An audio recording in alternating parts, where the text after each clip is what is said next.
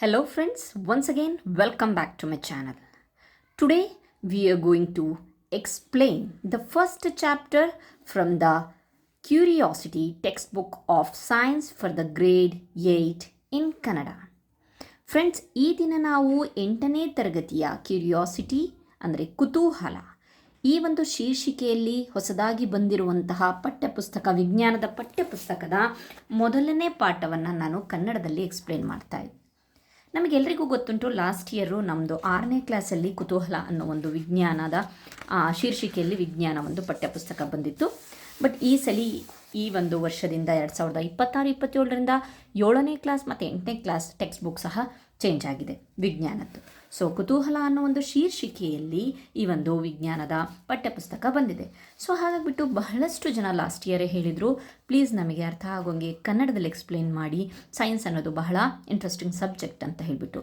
So ಆ ಒಂದು ಚಿಕ್ಕ ಒಂದು ಪ್ರಯತ್ನ ಮಾಡ್ತಾ ಇದ್ದೀನಿ. ಈ ಪ್ರಯತ್ನ ನಿಮಗಿಷ್ಟ ಆದರೆ ಪ್ಲೀಸ್ ನನ್ನ ಚಾನಲನ್ನು ಸಬ್ಸ್ಕ್ರೈಬ್ ಮಾಡಿ, ಲೈಕ್ ಮಾಡಿ, ಶೇರ್ ಮಾಡಿ, ಕಮೆಂಟ್ ಮಾಡಿ. ಸೊ ಬನ್ನಿ ನೋಡೋಣ. So chapter 1, exploring the investigative world of the science. ವಿಜ್ಞಾನದ ಸಂಶೋಧಕ ಜಗತ್ತನ್ನು ಅನ್ವೇಷಿಸುವುದು. ಓಕೆ, ಇನ್ವೆಸ್ಟಿಗೇಟ್ ಮಾಡೋದು.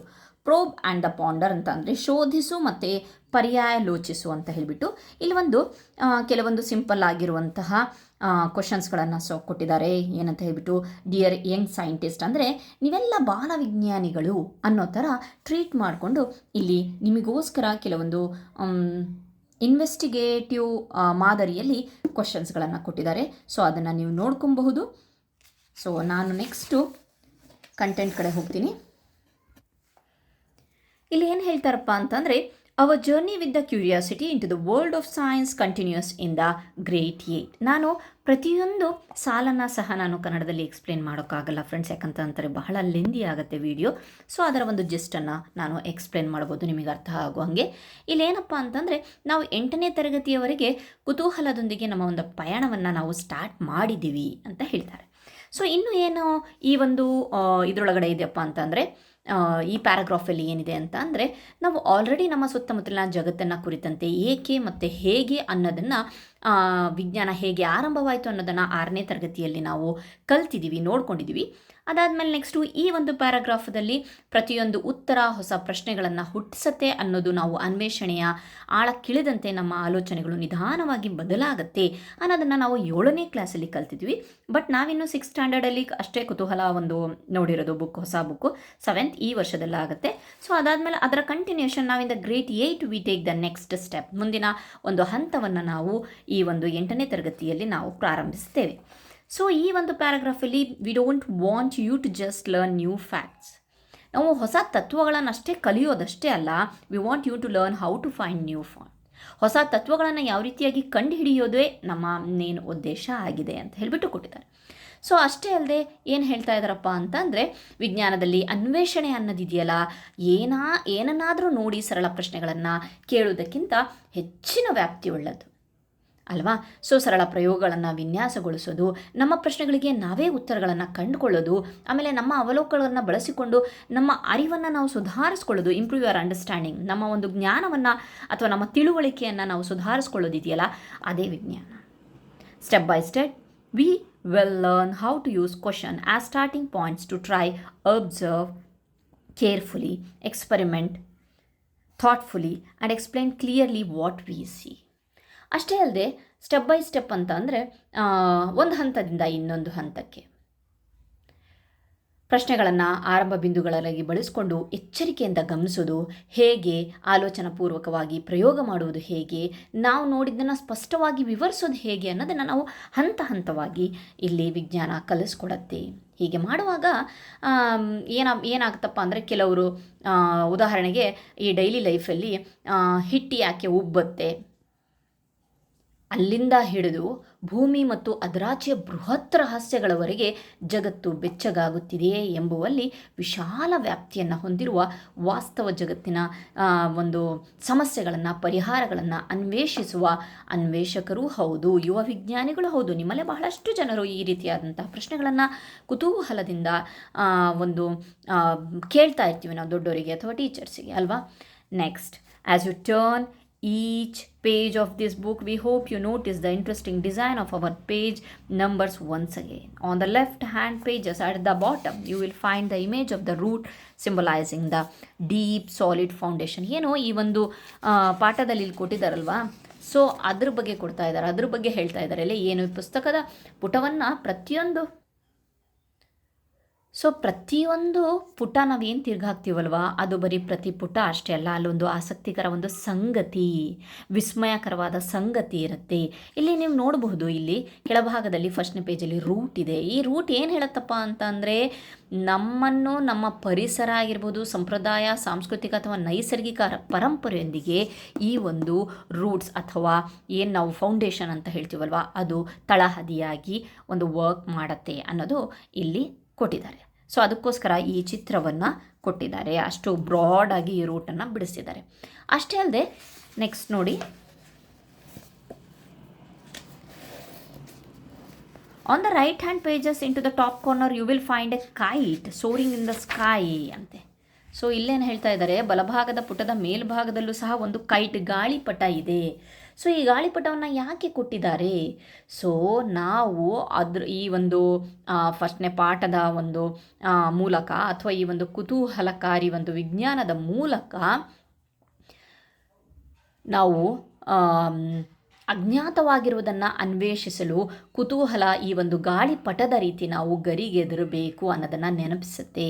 ಈ ಎರಡೂ ಸಂಕೇತಗಳಾದ ಬೇರು ಮತ್ತು ಗಾಳಿಪಟಗಳು ಒಟ್ಟಾಗಿ ನಮ್ಮ ಒಂದು ಗಮನವನ್ನು ನೈಜ ವೀಕ್ಷಣೆಯಲ್ಲಿ ಸ್ಥಿರಗೊಳಿಸುವಂತೆ ಇನ್ವೈಟ್ ಮಾಡಿ ನಮ್ಮ ಕಲ್ಪನೆಗಳನ್ನು ಹೊಸ ದಿಗುವಿನತ್ತ ಹಾರಲು ಅವಕಾಶವನ್ನು ಒದಗಿಸುತ್ತೆ ಅಂತ ಹೇಳಿಬಿಟ್ಟು ಇಲ್ಲಿ ಕೊಟ್ಟಿದ್ದಾರೆ.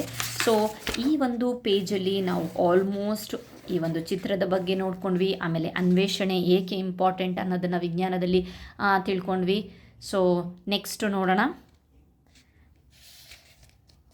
ಓಕೆ, ಆಮೇಲೆ ಇನ್ನೂ ಕೆಳಗಡೆ ಕೊಟ್ಟಿದ್ದಾರೆ, ನೀವು ಏನಂತ, you will also notice some patterns in the lines at the bottom of the page. There are some hidden scientific thoughts in these as well ಅಂತ ಕೆಲವೊಂದು ಪ್ಯಾಟರ್ನ್ಸ್ ಕೊಟ್ಟಿದ್ದಾರೆ ಅಂತ ಹೇಳ್ತಾ ಇದ್ದಾರೆ. ಎಲ್ಲಿ ಓಕೆ, ನೀವಿಲ್ಲಿ ನೋಡಬಹುದು, ಇಲ್ಲಿ ಪ್ಯಾಟರ್ನ್ಸ್ ಇದೆ. ಇದು ನಾರ್ಮಲ್ ಪ್ಯಾಟರ್ನ್ಸ್ ಅಲ್ಲ, ಇದು ಸಹ ಏನಕ್ಕೊಂದು ಸಂಬಂಧಪಟ್ಟಿದೆ ಅನ್ನೋದನ್ನು ನೀವು ಯೋಚನೆ ಮಾಡಬೇಕು ಅಂತ ಹೇಳಿಬಿಟ್ಟು ಯೋಚನೆ ಮಾಡಿ ಅಂತ ಹೇಳಿಬಿಟ್ಟು ಕೊಟ್ಟಿದ್ದಾರೆ. ಇಲ್ಲಿ ನೋಡ್ಬೋದು ರೂಟ್ಸ್ ಚಿತ್ರ. ಸೊ ಓಕೆ, ನೆಕ್ಸ್ಟ್ ನೋಡೋಣ, ನೆಕ್ಸ್ಟ್ ಪೇಜಲ್ಲಿ ಏನಿದೆ ಅಂತ ಹೇಳಿಬಿಟ್ಟು. This year, our investigative adventure will take us on a journey from the tiny microbes we can't see to planet-wide challenges we can't ignore. ಅಂದರೆ ಈ ವರ್ಷ ನಮ್ಮ ಅನ್ವೇಷಣೆಯು ಸಾಹಸಭರಿತ ಯಾನ ಬರಿಗಣ್ಣಿಗೆ ನಮಗೆ ಗೋಚರಿಸದ, ಕಾಣಿಸದ ಚಿಕ್ಕ ಸೂಕ್ಷ್ಮ ಜೀವಿಗಳಿಂದ ಆರಂಭಿಸಿ ಗ್ರಹದವರೆಗೆ ನಾವು ನಿರ್ಲಕ್ಷಿಸಲಾಗದ ವಿಶಾಲ ವ್ಯಾಪ್ತಿಯ ಸವಾಲುಗಳವರೆಗೆ ನಮ್ಮನ್ನು ಕರೆದೊಯ್ಯುತ್ತದೆ ಅಂತ ಹೇಳ್ತಿದೆ.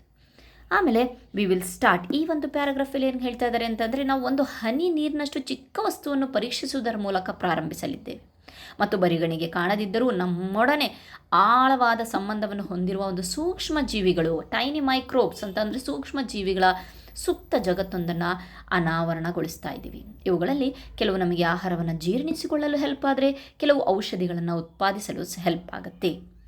ಆದರೆ ಇನ್ನೂ ಕೆಲವು ಹಾನಿಕಾರಕಗಳು ಸಹ ಇರುತ್ತೆ, ಅವು ಸೋಂಕುಗಳನ್ನು ಸಹ ಉಂಟು ಮಾಡುವಂಥವಿದೆ. ಓಕೆ, ಕಾಸಿಂಗ್ ಇನ್ಫೆಕ್ಷನ್, ಸೋಂಕು. ಅದಾದಮೇಲೆ ಈ ಪ್ಯಾರಾದಲ್ಲಿ ಏನಿದೆಯಪ್ಪ ಅಂತಂದರೆ, ನಮ್ಮ ದೇಹ ಆರೋಗ್ಯವಾಗಿರಲಿ ಏನು ಬೇಕು, ಈ ಸೋಂಕುಗಳ ವಿರುದ್ಧ ನಾವು ಹೇಗೆ ಹೋರಾಡ್ತೇವೆ, ಪೌಷ್ಟಿಕ ಆಹಾರ, ವ್ಯಾಯಾಮ, ಔಷಧಗಳು ಅಥವಾ ವ್ಯಾಕ್ಸಿನೇಷನ್, ಲಸಿಕೆಗಳು ನಮ್ಮನ್ನು ಆರೋಗ್ಯವ ಇಡಲು ಮತ್ತು ಸೋಂಕುಗಳ ವಿರುದ್ಧ ಹೋರಾಡೋಕ್ಕೆ ಯಾವ ರೀತಿಯಾಗಿ ಸಹಾಯ ಮಾಡುತ್ತೆ ಅನ್ನೋದನ್ನು ನಾವು ಕಂಡುಕೊಳ್ತೇವೆ. ಆದರೆ ಅದು ಕೇವಲ ಆರಂಭ. ಇಂದಿನ ಜಗತ್ತಿನಲ್ಲಿ ವಿಜ್ಞಾನವು ನಮ್ಮ ಜೀವನವನ್ನು ಸುಧಾರಿಸುವಲ್ಲಿ ಪ್ರಮುಖ ಪಾತ್ರವನ್ನು ವಹಿಸಿದೆ ಅನ್ನೋದನ್ನು ಇಲ್ಲಿ ಕೊಟ್ಟಿದ್ದಾರೆ. ಓಕೆ, ನೆಕ್ಸ್ಟ್ ನೋಡೋಣ. ಉದಾಹರಣೆಗೆ ನಮ್ಮ ಜೀವನವನ್ನು ಸುಲಭಗೊಳಿಸೋಕ್ಕೋಸ್ಕರ ಇಲ್ಲಿ ನೋಡಬಹುದು, ವಿದ್ಯುತ್ ಪ್ರವಾಹವನ್ನು ಹಲವು ರೀತಿಯಲ್ಲಿ ನಾವು ಎಲೆಕ್ಟ್ರಿಸಿಟಿಯನ್ನು ಬಹಳಷ್ಟು ಎಲೆಕ್ಟ್ರಿಕ್ ಕರೆಂಟನ್ನು ನಾವು ಬಹಳ ವಿಧಾನದಲ್ಲಿ ಬಳಸ್ತೇವೆ. ಐರನ್ ಬಾಕ್ಸಲ್ಲಿ ಬಳಸ್ತೇವೆ. ಆಮೇಲೆ ನೆಕ್ಸ್ಟು ಈ ಒಂದು ಎಲೆಕ್ಟ್ರಿಕ್ ಏನಿದು ಉಷ್ಣ ಪರಿಣಾಮವನ್ನು ಉಂಟು ಮಾಡೋಕ್ಕೋಸ್ಕರ ಬಳಸ್ತೇವೆ ಅಲ್ವಾ.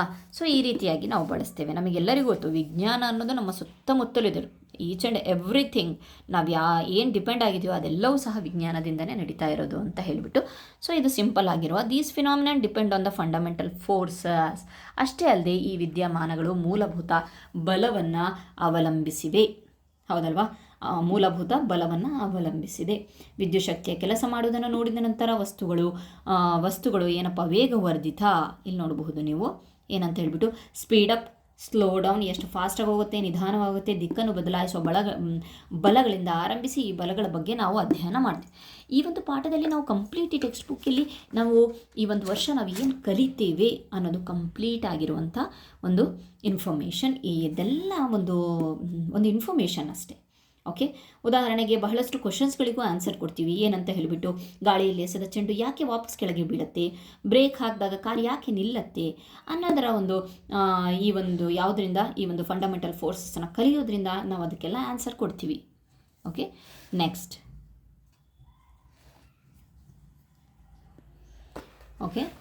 ನೆಕ್ಸ್ಟ್ ಒಂದು ಪೇಜ್ ನೋಡಿದಾಗ, so these forces are connected to the powerful weather events like storms and cyclones that affect our daily lifes, agriculture and even our safety.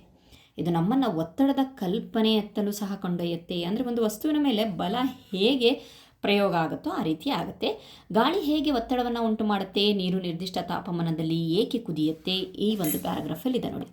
Water boils, ಈ ಎಲ್ಲ ಒಂದು ಕ್ವಶನ್ಸನ್ನು ನೋಡ್ಬೋದು. ಅಂತಂದರೆ ಈ ಒಂದು ಪ್ಯಾರಾಗ್ರಾಫಲ್ಲಿ ಏನಿದೆ ಅಂತಂದರೆ, ಈ ಬಲಗಳಿದೆಯಲ್ಲ, ಅದು ನಮ್ಮ ದೈನಂದಿನ ಜೀವನ, ಕೃಷಿ ಮತ್ತು ನಮ್ಮ ಸುರಕ್ಷತೆಯ ಮೇಲೆ ಪರಿಣಾಮ ಬೀರುವ ಬಿರುಗಾಳಿಗಳಾಗಿರಬಹುದು, ಸೈಕ್ಲೋನ್ ಚಂಡಮಾರುತಗಳ ಪ್ರಬಲ ಹವಾಮಾನ ಘಟನೆಗಳಿಗೆ ಸಂಬಂಧಿಸಿದೆ. ಹೌದಲ್ವಾ? So coming to the next paragraph. ಈ ಪ್ಯಾರಾಗ್ರಾಫಲ್ಲಿ ಏನು ಕೊಟ್ಟಿದ್ದಾರೆ ಅಂತಂದರೆ, ಗಾಳಿ ಹೇಗೆ ಒತ್ತಡ ಉಂಟು ಮಾಡುತ್ತೆ ಅಥವಾ ನೀರು ನಿರ್ದಿಷ್ಟ ತಾಪಮಾನದಲ್ಲಿ ಏಕೆ ಕುದಿಯುತ್ತೆ ಎಂಬುದನ್ನು ನಿಜವಾಗಿಯೂ ನಾವು ಅರ್ಥ ಮಾಡಿಕೊಳ್ಳಲು ನಾವು ಈ ವಸ್ತುಗಳ ಒಳಗನ್ನು ಸೂಕ್ಷ್ಮವಾಗಿ ಗಮನಿಸಬೇಕಾಗುತ್ತೆ.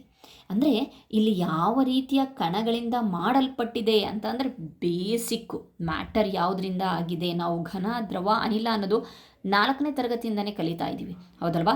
ಸ್ಟೇಟ್ಸ್ ಆಫ್ ಮ್ಯಾಟರ್, ಘನ, ದ್ರವ, ಅನಿಲ, ಅದ್ರ ಬಗ್ಗೆ ಇಲ್ಲಿ ಕೊಟ್ಟಿದ್ದಾರೆ. ಇಲ್ಲಿ ಸಾಲಿಡು, ಲಿಕ್ವಿಡ್, ಗ್ಯಾಷಿಯಸ್ ಫಾರ್ಮ್ ಅಂತ ಹೇಳಿಬಿಟ್ಟು. ಸೊ ಓಕೆ, ನಮ್ಮ ಸುತ್ತಲಿನ ನೆಕ್ಸ್ಟ್ ಒಂದು ಇದರೊಳಗಡೆ ಎವ್ರಿಥಿಂಗ್ ನಮ್ಮ ಸುತ್ತಮುತ್ತಲಿನ ಪ್ರತಿಯೊಂದು ವಸ್ತು ಸೂಕ್ಷ್ಮ ಕಣಗಳಿಂದ ಆಗಿದೆ. ಘನಸ್ಥಿತಿಯಲ್ಲಿ ಕಣಗಳು ಹೆಚ್ಚು ಚಲಿಸಲು ಸಾಧ್ಯವಿಲ್ಲ, ಆದರೆ ಅನಿಲಗಳಲ್ಲಿ ಅವು ಮುಕ್ತವಾಗಿ ಚಲಿಸಬಹುದು ಅನ್ನೋದನ್ನು ಸಹ ಇದೆ. ನೆಕ್ಸ್ಟ್,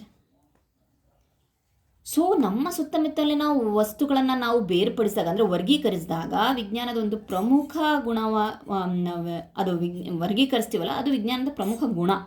ನಮ್ಮ ಸುತ್ತಲಿರುವ ವಸ್ತುಗಳನ್ನು ನಾವು ಧಾತುಗಳು, ಶುದ್ಧ ವಸ್ತುಗಳು, ಸಂಯುಕ್ತಗಳು, ಆಮೇಲೆ ನೆಕ್ಸ್ಟು ಮಿಶ್ರಣಗಳು, ಮಿಕ್ಸ್ಚರ್ಸ್ ಅಂತ ಹೇಳ್ತೀವಲ್ಲ, ಸೊ ಅದನ್ನೆಲ್ಲ ಆ ರೀತಿಯಾಗಿ ನಾವು ಅದನ್ನು ಮತ್ತೆ ಬೈಫರ್ಗೇಟ್ ಮಾಡ್ತೀವಿ. ಸೊ ಅಷ್ಟೇ ಅಲ್ಲದೆ ಕಣಗಳು ಯಾವ ರೀತಿಯಾಗಿ ಸಂಯೋಗಗೊಳ್ಳುತ್ತವೆ, ಮಿಶ್ರಗೊಳ್ಳುತ್ತವೆ ಅಂತ ತಿಳಿದ ಮೇಲೆ ನಾವು ದ್ರಾವಣಗಳ ಮೇಲೆ ಬರ್ತೀವಿ. ಉದಾಹರಣೆಗೆ ಚಹಾವನ್ನು ಸಿಹಿಗೊಳಿಸಲು ಸಕ್ಕರೆ ಯಾವ ರೀತಿಯಾಗಿ ಅಲ್ಲಿ ಮಿಕ್ಸಪ್ ಆಗುತ್ತೆ ಅಂತ ಹೇಳಿಬಿಟ್ಟು ನಾವು ತಿಳಿತೀವಿ. ಓಕೆ, ನೆಕ್ಸ್ಟ್ ಕಣಗಳು ಮತ್ತು ಮಿಶ್ರಣಗಳ ಒಂದು ಪ್ರಪಂಚದ ನಂತರ ನಾವು ಬೆಳಕಿನ ಪ್ರಪಂಚದ ಕಡೆ ಬರ್ತೀವಿ.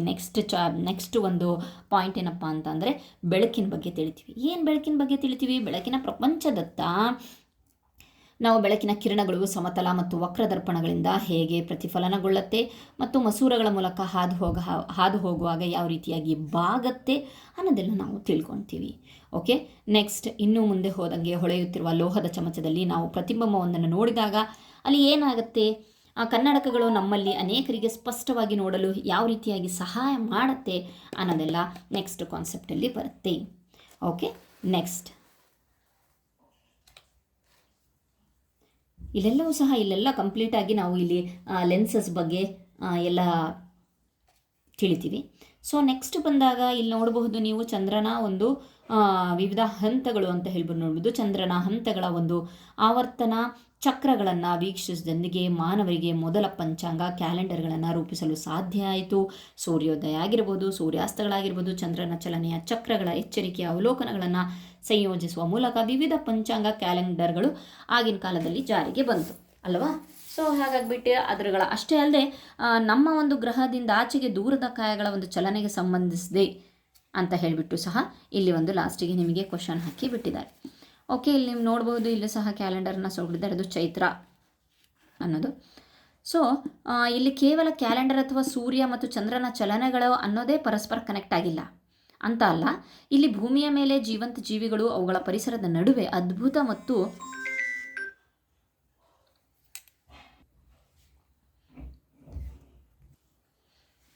ಈ ಎಲ್ಲ ಅಂಶಗಳು ಒಂದಕ್ಕೊಂದು ಜೋಡಣೆ ಆಗಿದೆ ಅಂತ ಹೇಳಿಬಿಟ್ಟು ತಿಳಿಸುತ್ತೆ. ಅತಿ ಚಿಕ್ಕ ಕೀಟದಿಂದ ಹಿಡಿದು ಅತಿ ದೊಡ್ಡ ತಿಮಿಂಗಿಲದವರೆಗೆ, ಹುಲ್ಲಿನ ಎಳೆಗಳಿಂದ ಹಿಡಿದು ಎತ್ತರದ ಮರಗಳವರೆಗೆ, ಅವುಗಳ ಸುತ್ತಲಿನ ಗಾಳಿ, ನೀರು, ಸೂರ್ಯನ ಬೆಳಕು ಇತರ ಜೀವಿಗಳನ್ನು ಅವಲಂಬಿಸಿದೆ ಅನ್ನೋದು ಇಲ್ಲಿ ತಿಳಿಬಹುದು.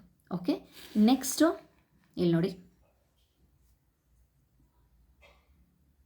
The most importantly the earth lies at the perfect distance from the sun. ಭೂಮಿಯು ಸೂರ್ಯನಿಂದ ಒಂದು ನಿಗದಿತ ಒಂದು ದೂರದಲ್ಲಿ ಇದೆ, ಹೌದಲ್ವಾ, ಎನಿಸುವಷ್ಟು ದೂರದಲ್ಲಿದೆ. ಇಲ್ಲಿ ನೀರು ದ್ರವ ರೂಪದಲ್ಲಿ ಉಳಿಯುತ್ತೆ. ನಾವು ಉಸಿರಾಡುವ ಆಕ್ಸಿಜನ್ ಒದಗಿಸುವ ಹಾನಿಕಾರಕ ನೇರಳಾತೀತ ಕಿರಣಗಳಿಂದ ನಮ್ಮನ್ನು ರಕ್ಷಿಸುವ ವಾತಾವರಣ ಇದೆ.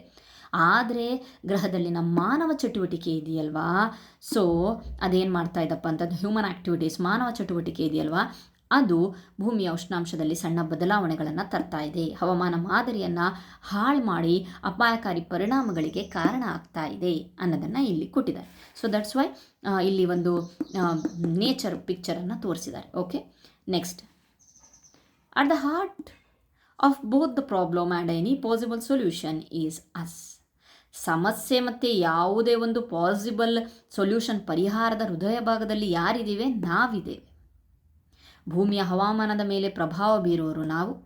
ಆದರೆ ಈ ಬದಲಾವಣೆಯನ್ನು ಅರ್ಥ ಮಾಡಿಕೊಳ್ಳಲು ಮತ್ತು ನಮ್ಮ ಕಾರ್ಯಗಳಿಗೆ ಮಾರ್ಗದರ್ಶನ ಪಡೆಯಲು ವಿಜ್ಞಾನವನ್ನು ಬಳಸಬಹುದಾದವರು ಯಾರು ಅಥವಾ ಬಳಸಲೇಬೇಕಾದವರು ಯಾರು? ಅದೂ ನಾವೇ. ಓಕೆ, ಅಂದರೆ ಹಾಳು ಮಾಡೋರು ನಾವೇ, ಅದನ್ನು ಮತ್ತೆ ಸರಿಪಡಿಸೋಕ್ಕೆ ಅದರ ಒಂದು ಪರಿಹಾರವನ್ನು ಕಂಡುಕೊಳ್ಳೋರು ನಾವೇ ಅಂತ ಹೇಳಿ. ಓಕೆ, ಇದಿಷ್ಟು ಇಲ್ಲಿದೆ. ಆಮೇಲೆ ಈ ಒಂದು ಇದರೊಳಗಡೆ ಏನಿದೆ, ವೀಕ್ಷಿಸೋದು, ಅಳೆಯೋದು, ಪ್ರಯೋಗ ಮಾಡೋದು, ಮಾರ್ಗದರ್ಶನ ನೀಡಿದ ಅದೇ ವೈಜ್ಞಾನಿಕ ತತ್ವಗಳು. ಯಾವುದಾವುದು?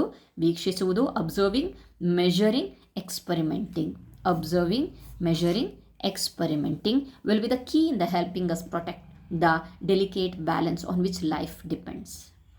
ನಾವು ಯಾವ ಒಂದು ಲೈಫ್ ಮೇಲೆ ಡಿಪೆಂಡ್ ಆಗಿದ್ದೀವಲ್ಲ, ಈ ಮೂರು ಒಂದು ಕೀಬೋರ್ಡ್ ಆಗಿದೆ, ಅಥವಾ ಈ ಒಂದು ಏನು ಹೇಳ್ಬೋದಪ್ಪ ಅಂತಂದರೆ ವೆರಿ ಇಂಪಾರ್ಟೆಂಟ್ ಆಗಿರುವಂಥ ಅಂಶಗಳಾಗಿದೆ. ಓಕೆ, ನೆಕ್ಸ್ಟು ನೋಡಿಬಿಡೋಣ. ಓಕೆ, ಇಷ್ಟು ನೆಕ್ಸ್ಟ್ ಪಾಯಿಂಟಲ್ಲಿ ಇಲ್ಲಿ ನಿಮಗೆ ಅಂತಲೇ ಒಂದು ಇದನ್ನು ಕೊಟ್ಟಿದ್ದಾರೆ. ಏನು ಕೊಟ್ಟಿದ್ದಾರೆ ಅಂತಂದರೆ, ಒಂದು ನಿಮಿಷ ಇಲ್ಲಿ ನೋಡ್ಬೋದು. To help you think like a scientist, let us go back to question we asked on the first page. Why is one side of the puri thinner than the first page? ನಿಮಗೆ ಬಾಲವಿಜ್ಞಾನಿಗಳು ಅಂತ ಹೇಳಿದ್ದೆ ನಾನು, ಅಲ್ಲೊಂದು ಕ್ವಶನ್ಸ್ ಕೊಟ್ಟಿದ್ದಾರೆ. ಏನಂತ ಹೇಳಿಬಿಟ್ಟು, ಪೂರಿಯ ಒಂದು ಬದಿ ಇದೆಯಲ್ಲ, ಪೂರಿ ನಾವು ತಿಂತೀವಲ್ವ ಪೂರಿ, ಆ ಪೂರಿಯ ಒಂದು ಬದಿ ಇನ್ನೊಂದಕ್ಕಿಂತ ತೆಳ್ಳಗಿರುವುದು ಏಕೆ ಅಂತ ಹೇಳಿಬಿಟ್ಟು ಕ್ವಶನ್ ಕೇಳಿದ್ದಾರೆ. ಸೊ ಅದಕ್ಕೋಸ್ಕರ ಇಲ್ಲೇನು ಹೇಳಿದಾರಪ್ಪ ಅಂತಂದರೆ, ಮೊದಲನೇದಾಗಿ ವಿಜ್ಞಾನ ಎಲ್ಲೆಡೆ ಇದೆ, ಹೌದಲ್ವಾ. ಸೊ ಎಕ್ಸ್ಪ್ಲನೇಷನಲ್ಲಿ ಸರಳ ಪ್ರಯೋಗಗಳನ್ನು ಮಾಡೋಕ್ಕೆ ನಮಗೆ ಅದ್ಧೂರಿ ಪ್ರಯೋಗ ಏನು ಬೇಕಿಲ್ಲ. ದೊಡ್ಡ ದೊಡ್ಡ ಇನ್ಸ್ಟ್ರೂಮೆಂಟ್ಸ್ ಬೇಕು, ಒಂದು ಚಿಕ್ಕ ಲ್ಯಾಬ್ ಬೇಕು ಅನ್ನೋದೆಲ್ಲ ಇಲ್ಲ. ಸೊ ನಿಮಗೆ ಅದ್ಧೂರಿ ಪ್ರಯೋಗ ಬೇಕಿಲ್ಲ. ನಮ್ಮ ಒಂದು ಮನೆಯ ಅಡುಗೆ ಮನೆ ಸಹ ಗಮನಿಸಲು, ಪ್ರಶ್ನಿಸಲು ಅದ್ಭುತ ಸ್ಥಳ ಆಗಿದೆ. Science actually it is lie on our kitchen. ಅಲ್ಲಿಂದನೇ ಸ್ಟಾರ್ಟ್ ಆಗುತ್ತೆ ಅಂತ ಹೇಳ್ಬಿಟ್ಟು ಹೇಳಿದ್ದಾರೆ. ನಿಮಗೆ ಪ್ರಾರಂಭಿಸಲು ಬೇಕಾಗಿರೋದು ಕುತೂಹಲದಿಂದ, ಎಚ್ಚರಿಕೆಯ ಅವಲೋಕನಗಳಿಂದ ಆರಂಭಿಸಿ, ಒಂದು ವೇಳೆ ಹೀಗಾದರೆ ಏನಾಗಬಹುದು, ಬಿಸಿ ಎಣ್ಣೆಗೆ ಹಾಕಿದ ಪೂರಿ ಅಥವಾ ಪೂರಿಗೆ ಬಟೂರ ಅಂತಲೂ ಹೇಳ್ತಾರೆ, ಹೇಗೆ ಉಬ್ಬತ್ತೆ ಅಂತ ಹೇಳಿಬಿಟ್ಟು ಗಮನಿಸಿದಿರಾ? ನೇರವಾಗಿ ಜ್ವಾಲೆಯ ಮೇಲೆ ಇಟ್ಟ ಫುಲ್ಕ ಅಂತ ಹೇಳಿದ್ರೆ ಚಪಾತಿ ಇದೆಯಲ್ವ, ಚಿಕ್ಕ ಚಿಕ್ಕ ಚಪಾತಿಗಳು, ಅದು ಯಾಕೆ ಉಬ್ಬತ್ತೆ? ಅದು ಬಲೂನ್ನಂತೆ ಯಾಕೆ ಉಬ್ಬತ್ತೆ? ಅಥವಾ ಒಂದು ಬದಿ ಇನ್ನೊಂದಕ್ಕಿಂತ ತೆಳ್ಳಗಿರುತ್ತೆ ಯಾಕೆ? ಇದು ವಿಜ್ಞಾನಿಗಳು ಕೇಳಬಹುದಾದ ಪ್ರಶ್ನೆಗಳು, ನೀವು ಕೂಡ ಕೇಳಬಹುದು. ವಿಜ್ಞಾನಿಗಳಂತೆ ನಾವು ಈ ಸರಳ ದೈನಂದಿನ ವಿದ್ಯಮಾನವನ್ನು ಅನ್ವೇಷಿಸುವುದು ಹೇಗೆ ಅನ್ನೋದನ್ನು ನೋಡೋಣ ಅಂತ ಹೇಳಿಬಿಟ್ಟು ಕೊಟ್ಟಿದ್ದಾರೆ. ಸೊ ಇಲ್ಲಿ ಅದಕ್ಕೆ ಇದನ್ನು ಕೊಟ್ಟಿದ್ದಾರೆ. First we will try to ask a scientific question ಅಲ್ವಾ. ಮೊದಲನೇದಾಗಿ ವೈಜ್ಞಾನಿಕ ಒಂದು ಪ್ರಶ್ನೆಯನ್ನು ಕೇಳಿದಾಗ, ಕರಿದಾಗ ಪೂರಿ ಉಬ್ಬುವಿಕೆ ವಿಧಾನವನ್ನು ಬದಲಾಯಿಸಬಹುದಾದ ವಿಭಿನ್ನ ವಿಷಯಗಳು ಅಂತ ಹೇಳಿಬಿಟ್ಟು ಕೊಟ್ಟಿದೆ. ಸ್ವಲ್ಪ ಹೊತ್ತು ನೀವೇ ಈ ಒಂದು ಟಾಪಿಕನ್ನು ಯೋಚನೆ ಮಾಡಿ. ಸೊ ಏನಕ್ಕೆ ಅಂತ ಹೇಳಿಬಿಟ್ಟು ನಿಮಗೆ ಗೊತ್ತಾಗುತ್ತೆ. ಯಾಕೆ ಅಂತಂದರೆ, ನಾವು ಲಟ್ಟಿಸಿದ ಒಂದು ಹಿಟ್ಟಿನ ದಪ್ಪ ಮತ್ತು ಗಾತ್ರವನ್ನು ಬದಲಾಯಿಸುವ ಬಗ್ಗೆ ಯೋಚಿಸಬಹುದು. ನಾವು ವಿಭಿನ್ನ ರೀತಿಯ ಹಿಟ್ಟನ್ನು, ಗೋಧಿ ಹಿಟ್ಟು, ಮೈದಾ ಇತ್ಯಾದಿ ಬಳಸಲು ಪ್ರಯತ್ನಿಸಬಹುದು. ಪೂರಿಯನ್ನು ಕರಿಯುವಾಗ ನಾವು ಬಿಸಿ ಎಣ್ಣೆಯ ತಾಪವನ್ನು ಸಹ ಬದಲಾಯಿಸಬಹುದು, ಅಥವಾ ಲಟ್ಟಿಸಿದ ಹಿಟ್ಟನ್ನು ಎಣ್ಣೆಗೆ ವಿವಿಧ ರೀತಿಯಲ್ಲಿ ಬಿಡಲು ಪ್ರಯತ್ನಿಸಬಹುದು. ಲಂಬವಾಗಿ ಬಿಡಬೇಕು, ಅಥವಾ ಒಂದು ನಿರ್ದಿಷ್ಟ ಕೋನದಲ್ಲಿ ಜಾರಿಸಬೇಕು, ನಿಧಾನವಾಗಿ ಜಾರಿಸಬೇಕು ಅನ್ನೋದು ಅದು ನಾವು ನಿಯಂತ್ರಿಸಬಹುದು. ಆದರೆ ಬದಲಾವಣೆಗಳನ್ನು ಅರ್ಥ ಮಾಡಿಕೊಳ್ಳಲು ನಾವು ಏನನ್ನು ಗಮನಿಸಬಹುದು ಅಥವಾ ಇಲ್ಲಿ ಕೊಟ್ಟಿದ್ದಾರೆ ಈ ಪ್ಯಾರಾದಲ್ಲಿ ಅಥವಾ ಅಳೆಯಬಹುದು ಎಂಬುದನ್ನು ನಾವು ಆಲೋಚಿಸಬೇಕಾಗತ್ತೆ. ಕೆಲವೊಂದು ಪ್ರಶ್ನೆಗಳಿಗೆ ಹೌದು ಅಥವಾ ಇಲ್ಲ ಅನ್ನೋದು ಉತ್ತರಗಳಿರಬಹುದು. ಕೆಲವು ಸಂದರ್ಭಗಳಲ್ಲಿ ನಾವು ಅಳೆಯಬಹುದಾದ ಒಂದು ಸಂಖ್ಯೆಯೂ ಇರಬಹುದು. ಅಥವಾ ಪೂರಿ ಉಗ್ದಂತೆ ಹೌದು ಇಲ್ಲ ಅನ್ನೋದನ್ನು ಪ್ರಾರಂಭಿಸಬಹುದು ನೋಡೋಕ್ಕೆ. ಓಕೆ, ಅಥವಾ ಉಬ್ಬಲು ತೆಗೆದುಕೊಳ್ಳುವ ಕಾಲ ಸೆಕೆಂಡ್ಗಳಲ್ಲಿ ತಿಳಿಸ್ಬೋದು. ಆಮೇಲೆ ತುಂಬ ದಪ್ಪದ ಹಿಟ್ಟಿನ ಪದರ ಬಳಸಿದ್ರೂ ಸಹ ಪೂರಿಗೆ ತಳ್ಳನೆಯ ಬದಿಯನ್ನು ಉಂಟು ಮಾಡುತ್ತದೆಯೇ ಅನ್ನೋದನ್ನು ನೋಡಬಹುದು. ನೋಡಿ, ಬರೀ ಒಂದು ಕ್ವಶನ್ ಅಷ್ಟೇ, ಆ ಕ್ವಶನ್ ಎಷ್ಟು ಮತ್ತೆ ಮಲ್ಟಿ ಕ್ವಶನ್ಸನ್ನು ಹುಟ್ಟಿಸ್ತಾ ಇದೆ ಅನ್ನೋದನ್ನು ನೋಡಿ. ಏಕರೂಪದ ದಪ್ಪದ ಹಿಟ್ಟಿನ ಒರಟುಗಳನ್ನು ಬಳಸಬೇಕು, ಅವನ್ನು ಒಂದೇ ರೀತಿಯ ಎಣ್ಣೆಯಲ್ಲಿ ಬಿಡಬೇಕು. So there are so many questions are there in this paragraph. ಯಾವ್ಯಾವ ರೀತಿಯಾಗಿ ನಾವು ಏನೇನು ಮಾಡಬಹುದು ಅನ್ನೋದೆಲ್ಲ ಕೊಟ್ಟಿದ್ದಾರೆ. ಎಣ್ಣೆ ಸಿಡಿಯತ್ತೆ, ವಾಸನೆ ಬಂತೆ ಅಥವಾ ಹೊಗೆ ಬಂತೆ, ಎಲ್ಲದನ್ನು ಸಹ ನಾವು ಅನ್ವೇಷಣೆಯ ಒಂದು ಮಾದರಿಯಲ್ಲಿ ಅವಲೋಕನ ಮಾಡಿ ಅಬ್ಸರ್ವ್ ಮಾಡಿ ಎಲ್ಲದನ್ನು ಸಹ ನಾವು ರೆಕಾರ್ಡ್ ಮಾಡ್ಕೊಬೋದು. ಓಕೆ, ಕರಿಯುವ ಮೊದಲು ಪೂರಿಗೆ ನಾನು ಚುಚ್ಚಿ ಒಂದು ರಂಧ್ರ ಮಾಡಿದ್ರೆ ಏನಾಗುತ್ತೆ, ಆವಾಗ ಅದು ಉಬ್ಬತ್ತಾ ಅಂತ ಹೇಳಿಬಿಟ್ಟು ನೋಡಬಹುದು. Okay, next, this is exactly how all scientific experiments. ಒಂದು ಚಿಕ್ಕ ಕಿಚನಲ್ಲಿ ನಡೆಯೋ ಒಂದು ಚಿಕ್ಕ ಒಂದು ಸರಳ ಪ್ರಯೋಗದಿಂದ ನಾವು ಈ ರೀತಿಯ ವೈಜ್ಞಾನಿಕ ಪ್ರಯೋಗಗಳನ್ನು ಹೀಗೆ ಮಾಡಲಾಗುತ್ತೆ ಅನ್ನೋದನ್ನು ತಿಳ್ಕೊಬೋದು. ವ್ಯವಸ್ಥಿತ ಅನ್ವೇಷಣೆಯ ಕಲ್ಪನೆ ನಮಗೆ ತಿಳಿದಿರಲಿ, ಪೂರಿಯ ಉಬ್ಬುವಿಕೆಯ ಈ ಸರಳ ದೈನಂದಿನ ವೀಕ್ಷಣೆಯು ಇಂದಿಗೂ ನಿಜವಾಗಿ ವಿಜ್ಞಾನಿಗಳಿಗೆ ಸಂಪೂರ್ಣವಾಗಿ ಅರ್ಥವಾಗಿಲ್ಲ. ಆದ್ದರಿಂದ ಅದು ಪೂರಿಯ ಉಬ್ಬುವಿಕೆಯಾಗಲಿ ಅಥವಾ ಹುಣ್ಣಿಮೆಯ ನಂತರ ಚಂದ್ರನ ಪ್ರಕಾಶಮಾನದ ಭಾಗ ಕಡಿಮೆ ಆಗೋದ್ರಾಗಲಿ, ವಿಜ್ಞಾನದ ಅನ್ವೇಷಣೆ ಜಗತ್ತಿನಲ್ಲಿ ನಿಮ್ಮ ಶೋಧನೆಗಳಿಗೆ ನಿಮ್ಮ ಎಚ್ಚರಿಕೆಯ ಅವಲೋಕನಗಳು ನಿಮಗೆ ಮಾರ್ಗದರ್ಶನ ನೀಡಿ. Observation is very important in to build the scientific nature. ನಿಮ್ಮ ಅನ್ವೇಷಣೆಗಳಿಗೆ ಶುಭವಾಗಲಿ. ಹ್ಯಾಪಿ ಇನ್ವೆಸ್ಟಿಗೇಟಿಂಗ್ ಅಂತಂದರೆ ಈ ಒಂದು ಪಾಠದ ಮೂಲಕ ನೆಕ್ಸ್ಟು ಮುಂದೆ ನೀವು ಏನನ್ನು ಅರ್ಥ ಮಾಡಿಕೊಂಡ್ರು, ಅದು ಯಾಕಾಯಿತು, ಹೇಗಾಯಿತು ಅನ್ನೋ ಒಂದು ಪ್ರಶ್ನೆ, ಕುತೂಹಲದ ಪ್ರಶ್ನೆಗಳು ನಿಮ್ಮಲ್ಲಿ ಮೂಡಲಿ ಅನ್ನೋದು ಮೇನ್ ಈ ಒಂದು ಪಾಠದ ಜಿಸ್ಟ್ ಆಗಿದೆ. ಓಕೆ, ಅಂದರೆ ಫೈನಲ್ ಆಗಿ ಈ ಒಂದು ಪಾಠ ಆದಮೇಲೆ ನಾವು ಏನು ತಿಳ್ಕೊಳ್ತೀವಿ ಅಂತ ಅಂದರೆ, ವ್ಯವಸ್ಥಿತ ಪರಿಶೋಧನೆ ಅಂದರೆ ಏನು, ಅಂದರೆ ವಾಟ್ ಈಸ್ ಸಿಸ್ಟಮ್ಯಾಟಿಕ್ ಇನ್ವೆಸ್ಟಿಗೇಷನ್. ಅಲ್ಲಿ ವೀಕ್ಷಣೆ ಅಂದರೆ ಅಬ್ಸರ್ವೇಷನ್, ದಾಖಲೀಕರಣ, ರೆಕಾರ್ಡ್ ನೋಟ್ಸ್ ಅಂಡ್ ನಿಯಂತ್ರಣ ಒಂದು ವೇರಿಯಬಲ್ಸ್, ಕಂಟ್ರೋಲಿಂಗ್ ವೇರಿಯಬಲ್ ಬಗ್ಗೆ ತಿಳ್ಕೊಳ್ತೀವಿ. ನೆಕ್ಸ್ಟ್ ಪ್ರಯೋಗ ಮತ್ತು ಹೊಸ ಪ್ರಶ್ನೆಗಳು, ಎಕ್ಸ್ಪೆರಿಮೆಂಟ್ಸ್ ಆ್ಯಂಡ್ ನ್ಯೂ ಕ್ವಶನ್ಸನ್ನು ಕೇಳೋದನ್ನು ಕಲಿತೀವಿ. ನೆಕ್ಸ್ಟು ವಿಜ್ಞಾನದ ನಿರಂತರ ವಿಕಸನ, the evolving nature of the science. ವಿಕಸನ ಅಂತಂದರೆ 6ನೇ ತರಗತಿಯಲ್ಲಿ ವಿಸ್ಮಯದಿಂದ ಪ್ರಾರಂಭ ಆಗುತ್ತೆ, 7ನೇ ತರಗತಿಯಲ್ಲಿ ವಿಕಸನ ಎವಲ್ಯೂಷನ್ಗೊಳ್ಳುತ್ತೆ, ಅದೇ 8ನೇ ತರಗತಿಯಲ್ಲಿ ಅನ್ವೇಷಣಾ ಪ್ರಪಂಚ ಅಂತ ಅಂದರೆ ಇನ್ವೆಸ್ಟಿಗೇಟಿವ್ ವರ್ಲ್ಡ್ ಸೃಷ್ಟಿಸುತ್ತೆ ಅನ್ನೋದನ್ನು ನಾವು ಕಲ್ತ್ವಿ.